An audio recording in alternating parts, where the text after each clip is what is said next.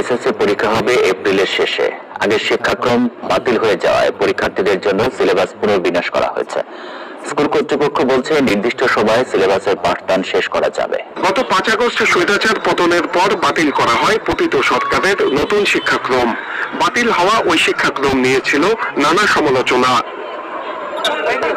এবছর 2012 সালের শিক্ষাক্রম অনুযায়ী শিক্ষা কার্যক্রম চলছে।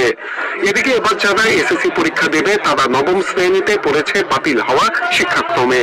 ফলে দশম শ্রেণীর পরীক্ষার্থীদের জন্য এবার সিলেবাস পুনর্বিন্যাস করা হয়েছে।